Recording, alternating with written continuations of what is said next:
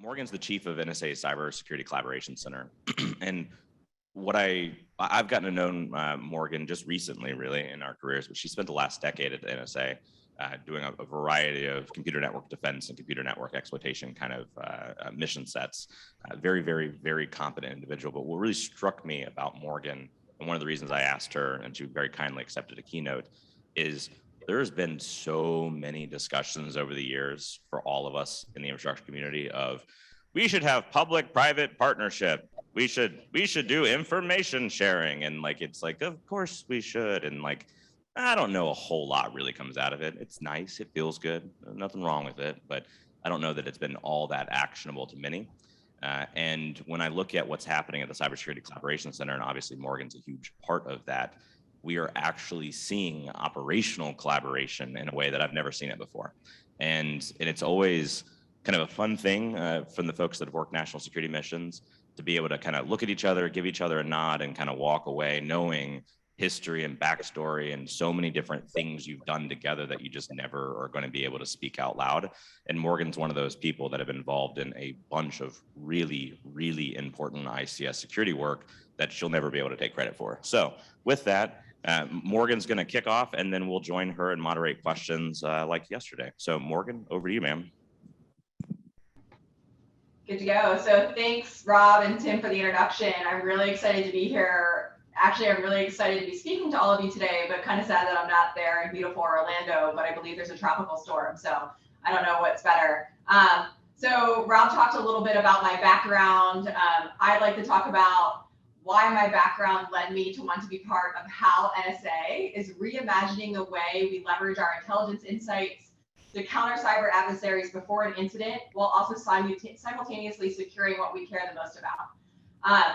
I started my career in cyber defense at the agency, specifically focusing on advanced persistent threats. It was a time when the cybersecurity community was really starting to take off, but the US government was not necessarily positioned to really take advantage of the talents and insights of the private sector. So as Rob talked about, we really had to go through this evolution to be able to focus on what we wanted to do. And right at the onset of my career, some of you likely remember these events. Press reporting indicated that the Iranians were conducting cyber attacks against the US banks. The internet service providers, the financial institutions, incident response companies, all had great insights into the activity because it was happening on their infrastructure, against their networks, and it impacting their customers. What was missing was the context and the intelligence to understand the intent and hopefully get ahead of what was really happening. The director of NSA, General Nakasone, likes to say, we cannot connect all of the dots because we cannot see all of the dots. The bottom line is that the cybersecurity community, as you all know, sees that half of the dots. It's only when we come together do we build that comprehensive story and outmaneuver our adversaries trying to target US critical infrastructure. This is the reason why we knew it was so important at NSA to kind of to offer more of the space to protect, and it was time to step up and to play our part. So I want to talk a little bit about NSA Cybersecurity Directorate, which was created in 2019. It was our way to consolidate NSA's focus on preventing and eradicating cyber threats, specifically to the defense industrial base and national security systems.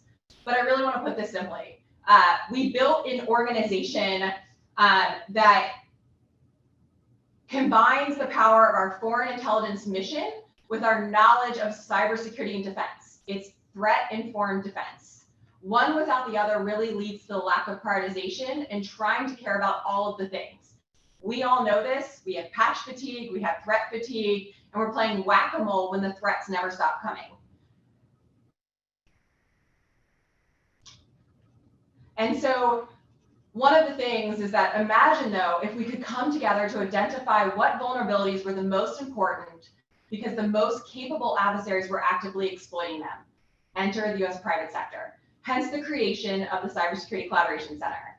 The Cybersecurity Collaboration Center, which Rob kind of talked about a little bit, I want to talk a little bit about it more, is a unique venue in the federal government where cybersecurity experts from the National Security Agency, the private sector, the interagency, and our broader allies and partners across the globe work side by side to combat cyber intrusions from sophisticated adversaries and build a stronger defense.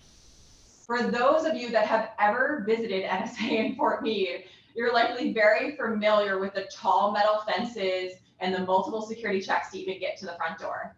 It's not necessarily creating that collaborative environment that we hope to really encourage our partners to come talk to us about threats. And so the center is a facility that we built outside the fence line, primarily all unclassified space that is internet connected and enables our partners, cleared or not, to come work with our analysts and operators in real time. At the crux of it, the center provides NSA the ability to develop robust, open, and collaborative relationships with the private sector to prevent and eradicate threats to US critical networks. So now you ask, why is this different? Rob alluded to the fact that public-private partnerships, 30 plus years, as he did it, in terms of what does that mean? I think that the way that we talked about public-private partnerships and information sharing 30 years ago, and even most recently, it seems very transactional in nature. So recently, NSA and our interagency partners have really talked about the importance of going beyond information sharing to defend companies and critical infrastructure worldwide. When we talk about the defense industrial base and the Department of Defense and the strategic importance of defending our competitive advantage, our remit at the center primarily focuses on those systems, those military networks, those military platforms that we care the most about, to include ICS and SCADA networks. US DIB companies handle significant amounts of sensitive information that makes them targets. These companies range from the large primes to the small, medium, mom and pop shops that make the equipment and technology that protect our warfighters. These companies are vulnerable to adversaries wanting to steal their secrets or degrade their defenses. And let's be honest, our adversaries will not simply stop because we degrade their infrastructure, kick them out of the network, or ask them nicely. They will always come back and they will keep trying. This is why we knew the status quo was no longer acceptable. We needed to lean farther forward from a national security perspective so that we could help get into this fight. As I mentioned before, at the Collaboration Center, we work side by side to develop a comprehensive threat picture and work towards stopping aggressive attempts by adversaries to gain access to those critical DoD networks. And what we do is we bring the power of our foreign intelligence mission with our long expertise in understanding the attack platforms and cyber defense. So we use a wide array of data sources, the access to those foreign intelligence insights, and the 60 years of experience that exists across NSA, from our researchers to our vulnerability analysts to our big data analytics. Everything that we can bring to bear, we are now doing that through the Cybersecurity Directorate and the Cybersecurity Collaboration Center. It's transformed our defensive work from information sharing to full-scale collaboration across the national security ecosystem.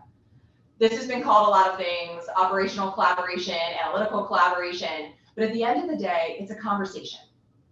And that's what we've learned, is that we've got to be able to combine the people who have the deep network or the deep understanding of our adversaries with the people who are the net defenders who understand the networks, the infrastructure, the things they're trying to protect.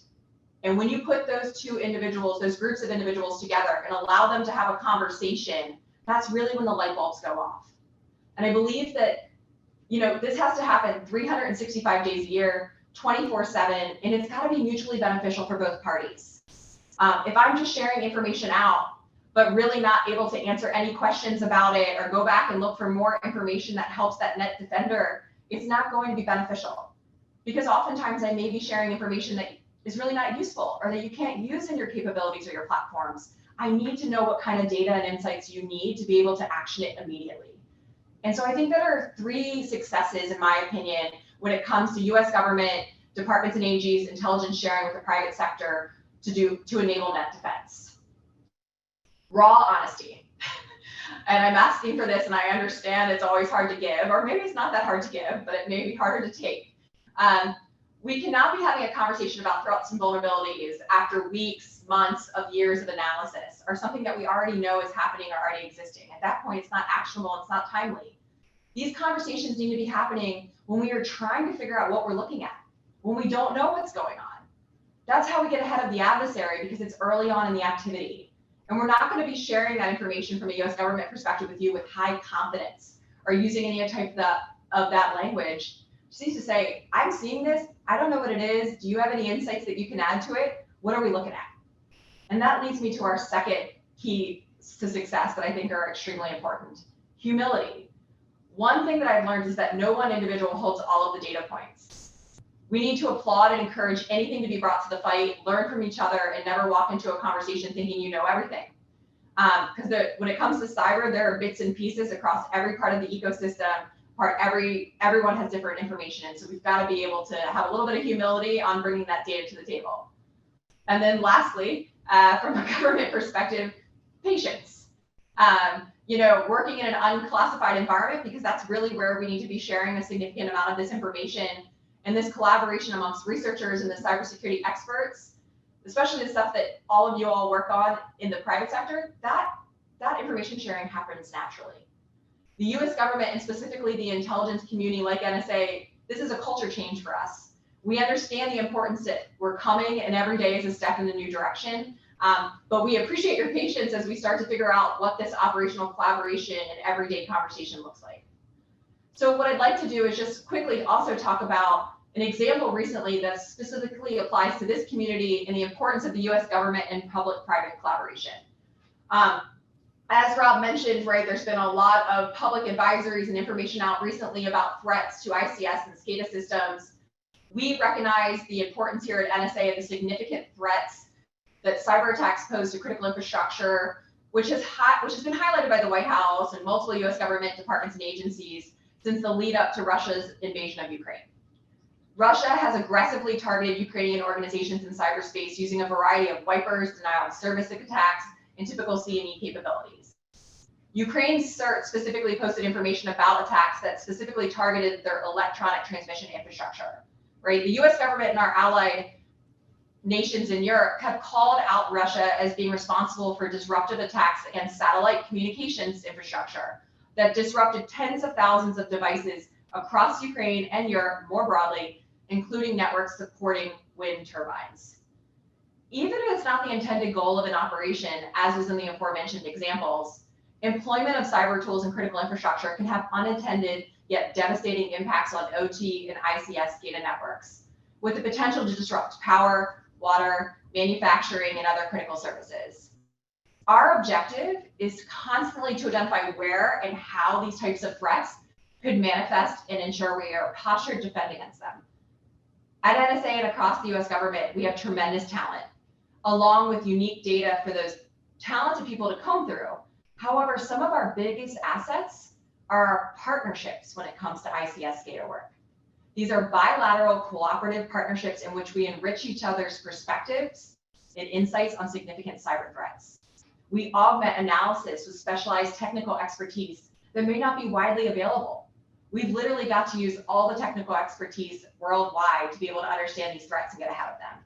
It is critical, and we recognize it, to have tailored and applicable mitigation guidance for OT operators, something that they can use and instantly deploy on their platforms.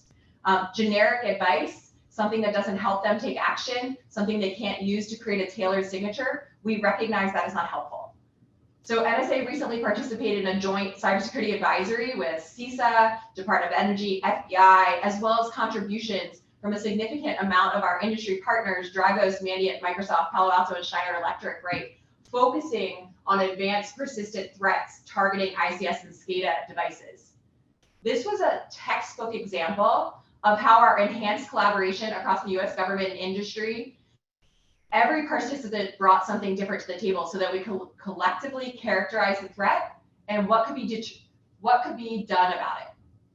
The collective expertise was able to characterize how an APT might leverage these tools, technical details on what the tool was hoping to exploit, and applicable mitigation guidance.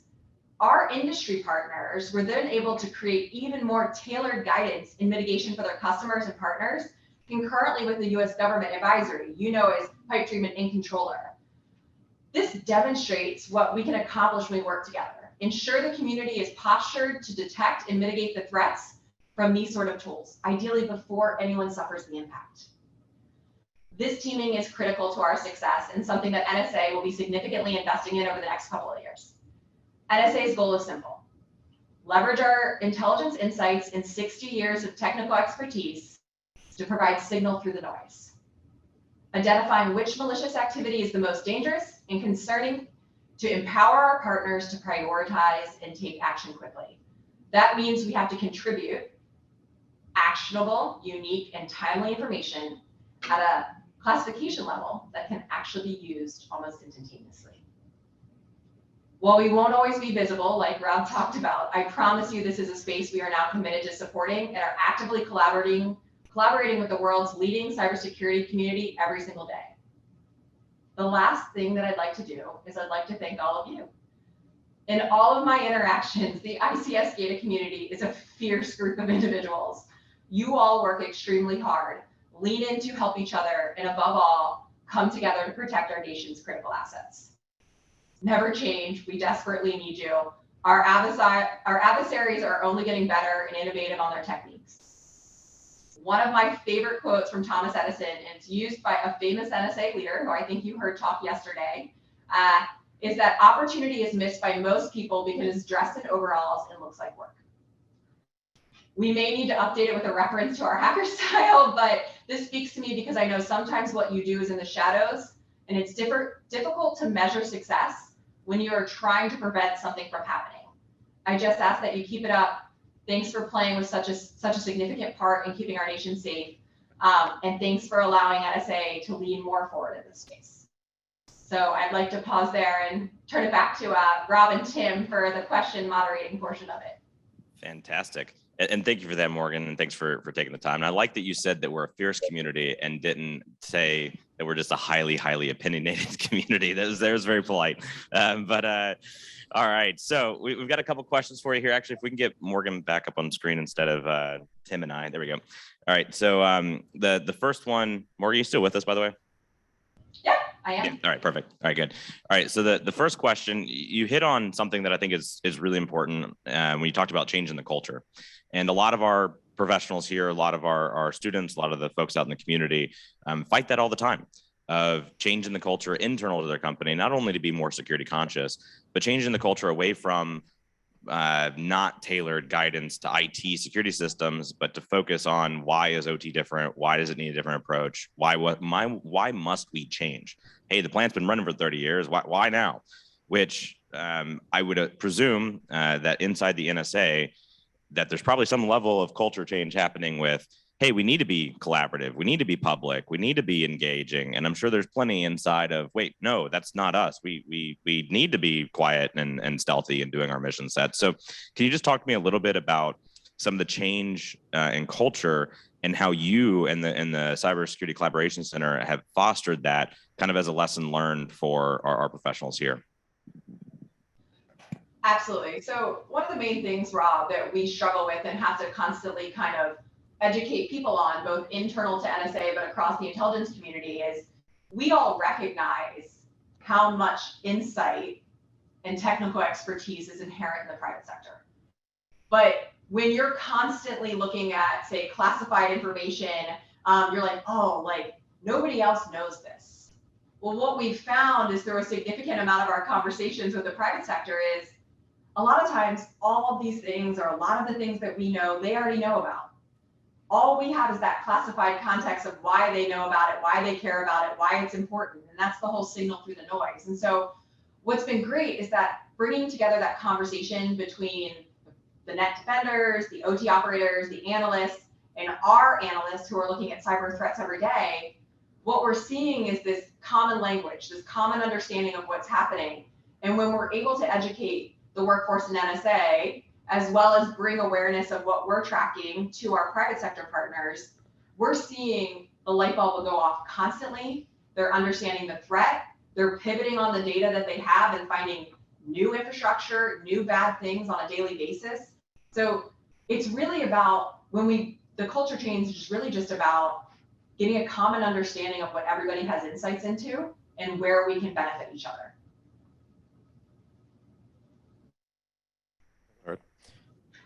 Morgan. A couple of items that I wanted to talk about yesterday. Many of our questions, I don't know if you saw with Chris Inglis, there would be a 5-part question that he would have to kind of track and give us a answer to every part that he could. But one of the things from an asset owner operator perspective, people working in the space and critical infrastructure, over time, things have changed kind of over the last 15, 20 years of, number one, what we can see inside of our environments and our ability to actually do something about that. We have our own kind of view of that, and having a discussion with the agency and with the area that you work, there's certainly this rapid bridge that could be built where we could say, we're seeing X in our environments, and if it started to look more like Y, we would be very, very concerned. And then a discussion from your organization saying, we're seeing Z, and is that concerning to you? That rapid back and forth of what part of that kind of perspective each organization is seeing would be very, very good conversations to have. But for the many years I was in critical infrastructure, we've sort of addressed, well, we're going to want you to work with local FBI, then we're going to want you to work with DHS, and then we've got this ISAC construct, and it's starting to get to a point where it's kind of confusing of who we should go to for what and when. What is your view of how your organization should be working with critical infrastructure, investor-owned and operated utilities, and when? Yeah, completely understand. It is difficult to understand. I think that each one of the departments and agencies and ISAC vehicles that you talked about provide different value in different ways, depending on what their authorities are or what they're trying to accomplish. As I talked about here at the center, right, we are truly trying to understand the sophistication and capabilities of the advanced nation state actors. And we are trying to build mitigation guidance that we can give to the world-class partners who have the broadest reach to protect the most of critical infrastructure.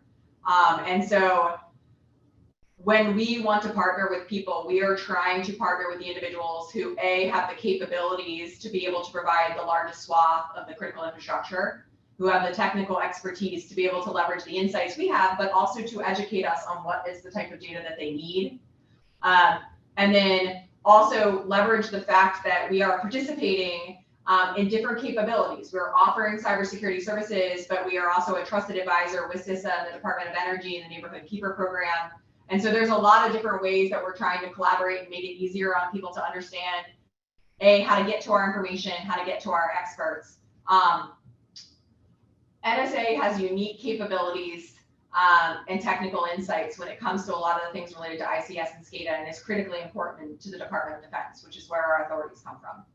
So I would say that if you're looking to have a technical exchange on cyber activity that you believe is nation state derived or sophisticated in nature, we are here and we want to partner with you on it. Because if we have something to offer, that is where we want to be in that space, because we think it's critically important. Does that answer your question? Yeah, that was a super good answer given how complicated the interagency process is. That was good. We've all lived through it. So yeah, in my own experience with it, yeah, you're right. Like previously there was almost this competitive aspect in the interagency. Recently I've seen a much more collaboration of, hey, go to them for this, go to them for that. So yeah, I would, for whatever it's worth, I would agree with your comments there. All right, so I've got the hard one for you, Morgan. All right, so you mentioned that NSA is focused on trying to counter APTs, right, in many ways. But especially with an international audience, there are other countries around the world where NSA is the APT. And so when we look at that mission, it's very difficult sometimes, I think, for you all, because NSA is a big place. There's the offensive mission sets, but there's also the cryptological work that benefits the world. There's the collaboration center stuff that you're doing. So my question on that topic is, as you engage with those foreign governments, are you seeing more reception given the center's focus? And kind of walk me through or help us understand kind of the collaboration and what our international participants here can kind of expect that benefits them as part of the global ICS community. Absolutely, right. So NSA has had a long history of working with a significant amount of foreign partners on cyber defense in particular, right? Our allied infrastructure needs to be just as protected as our own because it's all interconnected. And so we have a lot of conversations with our international partners on cyber defense, mitigation guidance, what they're seeing against their networks. Also at the Cybersecurity Collaboration Center, we house the Center for Cybersecurity Standards. right? And they focus on ensuring that standards for future technology like 5G, 6G, crypto standards, cloud standards are all incorporated in securing networks. And so I think, at the end of the day, Rob, it's part of the culture change and the fact that we are the national security agency. We recognize we have multiple different mission sets, but a secure infrastructure, a secure internet worldwide is a key aspect that we want to fight for. We want to protect democracy. We want to protect our priorities. And so I would just offer that we have our government aid, our foreign partners really leaning in and wanting to engage on the cyber defense mission, specifically with the Cybersecurity Directorate. So the Cybersecurity Directorate has essentially almost pivoted a significant amount of interest in wanting to partner with us in this space. So we've been very receptive. It's been very receptive. Fantastic. And I know I'm biased being ex-NSA, but one of the things I want to comment on and then have you comment on as well is I know of no other organization, or I should say I know of no other intelligence agency in the world that routinely finds vulnerabilities that you can exploit and that you could use against people and then discloses them and works with partners and gets them out there. And there's always this culture at the NSA, at least when I was there, of raise the bar on everybody. If we need it, we can get to the high bar, but we need to make the world a better place by raising the bar where the people that aren't good actors have difficulty with that bar. And so the question there is on the vulnerabilities equity process, and which is, again, to me has been a very, very interesting and amazing program that the NSA has run. When you look at the vulnerabilities equity process, how does that now tying into the center and sort of, are you all touching with that and sort of what does that look like? Absolutely. So when we talk about the vulnerabilities equity process, it's a process run by the NSC. So defer to them on the actual process. But when we talk about vulnerability analysis and release, you'll likely recognize, which is a little different from the National Security Agency, is that while we have historically released a significant amount of vulnerabilities to better protect critical infrastructure, we are now leaning forward and taking attribution for those releases publicly. You've seen that with a number of Microsoft releases that have come up in the last year and a half. Most recently, about a year ago, in the Microsoft Exchange releases, there was a number of patches, I believe 4 or 5 so that NSA took attribution. It's really not about taking attribution. What it's about is saying, we're standing forward and saying this is significant vulnerability that we found, that we want to say is important, that we released. And what we've been able to see is a significant amount of interest in those that actually drives patching. And so if that's going to help us make a more secure infrastructure, we're all about it. From a center perspective, we are actually responsible for a significant amount of those vulnerability releases to vendors. Now they're orchestrated out of the center. But what I would offer is that one of the most critical things that we're doing here is that we're not just releasing it to vendors and saying, good luck, figure out a patch and we hope it gets fixed quickly. We're actually sitting down with them and saying, okay, let's talk about this. What mitigation guidance are you thinking about? How do we make it more robust for all critical sectors? And so it's a conversation. It's part of our commitment to making sure that when we put out mitigation guidance, it reaches the broadest sectors, it makes sense, and that a lot of people pay attention to it. So thanks for that question. It's great. But that's kind of our role now. Thank you. I have I'm going to give a couple of examples and then it'll eventually get to a question. So follow the bunny trail as we go. As we look at a couple of significant events that have happened, obviously the unimaginable events that are happening in Ukraine now, and kind of how that has shaped our conversations over the past few years with the attacks in 2015 in Ukraine and the attacks in 2016. As we look to the 2016 attacks and we started to understand more about them and kind of this real investigation of the modular malware that was discovered with Crash Override and Destroyer, and kind of looking at that piece, and really a lot of the community kind of leaned in and said, well, it's using this specific protocol. So it's IEC 101 or 104. And then they'd look and say, well, we don't use that here in the United States, so who cares? And then they would lean in and say, well, it's attacking this specific type of relay, but we don't use that here, so who cares? But a conversation that has happened but in this community and at these conferences, the attendees here, is you're missing the point. That's not the point. The point is there is a modular framework that it could be any protocol that matters to you, and it can be any exploit for a device that you're using. This is a tool set that the adversary has moved to. That's a maturity indicator level. And that discussion has been happening for years of, are we missing the point as a community? And now when we see pipe dream and we look at the specific devices and the specific vendors, and people look to say, well, I'm not using Omron, I'm not using Schneider, I'm not using Codesys, but we start having other conversations of, are you sure?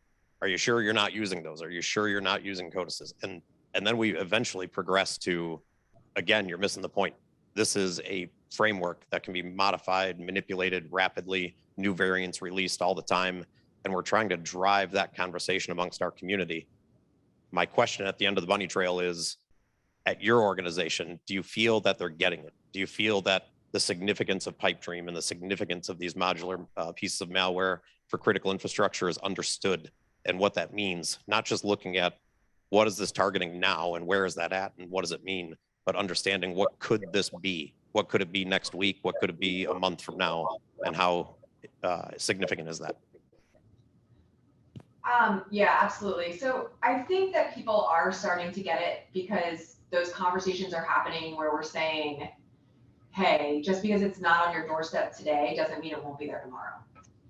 And so I think that the fact that we are constantly having that conversation of, look, you need to focus on the intent here.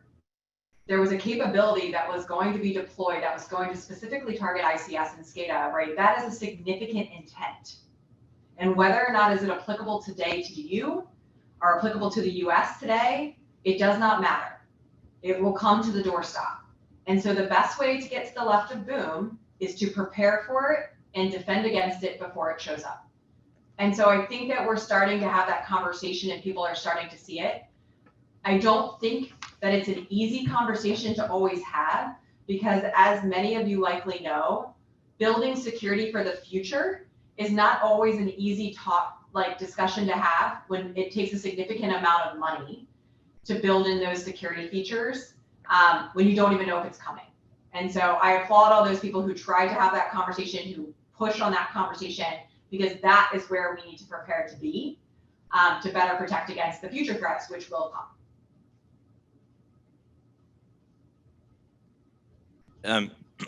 So the next one for you, as we continue just to pepper you with questions that we didn't share with you ahead of time, so we appreciate that.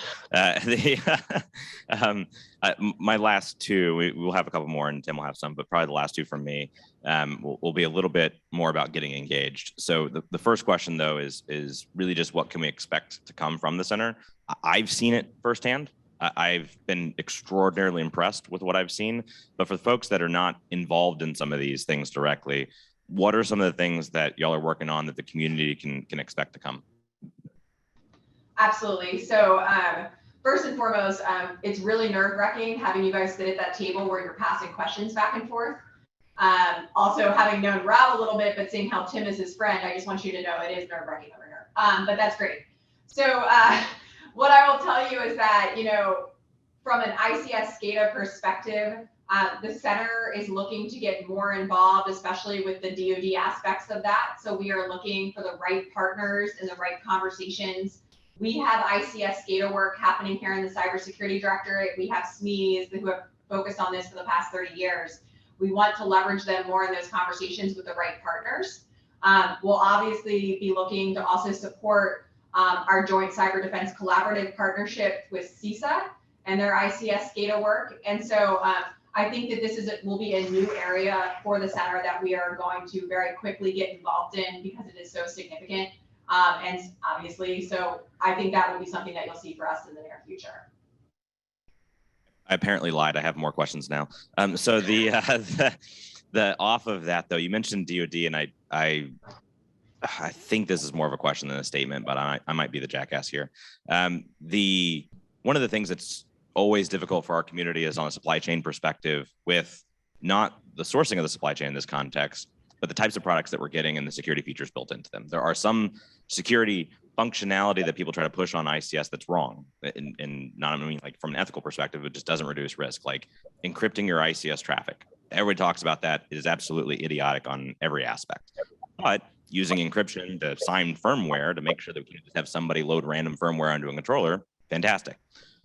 The vendors on the OEM side of the house will commonly correctly identify, though, that they're not just being obstinate about it. It's just that once they price those features in, the market's not buying it. One of the very powerful mechanisms I think the US government has, though, is the alignment of the DoD's procurement. And by having the DoD say, actually, we want and we will pay for these security features, then make those types of products available in the larger market because now it's financially viable. So the statement turned question is that something that y'all are already kind of tracking and thinking about? And how do you think about using the NSA and the Cyber Collaboration Center to help align the different service branches and others in the DoD to help push towards more secure ICS products? Absolutely. You are extremely fierce, Rob. So I always appreciate your statements/questions. So what I would say from a DoD perspective, so the center, as I mentioned, specifically got our authority to do a lot of this work through the Department of Defense. And so we actually answer directly to the DoD Chief Information Officer, but we have a lot of close collaboration with DoD Acquisition and Sustainment and all of the service PMOs to figure out, to your point, okay, here's the DIB prime companies that we care about, but here's all the supply chain and how is that applicable to ICS data and who do we need to partner with? Part of that conversation is for the supply chain, for the security requirements and these capabilities, how can we offer them from a no-cost solution or help with the certification, but also how can they be incorporated into CMMC for those of you that are familiar with ANS and CMMC. And so we are actually very much integrated into that conversation of how can we leverage our partnership with the private sector and the operator and owners and make sure that when we put security requirements in place, to your point, that they can actually be done and they make sense because otherwise they're really not usable and it just creates a significant amount of frustration. So we are connected into DoD in that effort. The center is looking to leverage our services and our insights, but also our relationships with all of you. Because we always appreciate when you provide feedback on what is useful and not useful. Oh, fantastic. I'm really glad to hear that because honestly, it's one of the things that could significantly move the needle. All right, so Tim's got a question, then I got a question, and then we'll stop harassing you. Yep, in the closing minutes here. So I look to collaboration and efforts that we've made with other parts of kind of government organizations, reaching out from an asset owner perspective, and really looking to, if we're going to call upon FBI or local law enforcement, whether it's for physical events or logical or cyber events, we eventually came to the realization that those organizations have a lot of things and a broad scope. And if we want them to be knowledgeable on things that mattered to us, we started involving them in our own internal training programs, teaching them what was important and from a safety perspective at a substation, if they had to respond within a generating station, within a natural gas compressor station, we would involve them in exercises. And then as we started to teach them our facilities, then they started to understand here's where their skill gaps were. So they started investing in their own workforce development of their own personnel on what areas they needed to kind of educate up on so that they could continue to pursue collaboration with us. There's some responsibility on the asset owner side to reach out and work with organizations like yours to say, come into our facility, talk to us. We want to show you what we do, how we do it. We want to involve you in our exercises. We want to involve you in when we find this, how would you like us to share it? But if you could talk a little bit about not our responsibility, but actions you're taking to sort of educate up and workforce development within the agency so that they'll understand and they can consume that information that's being provided. Yeah.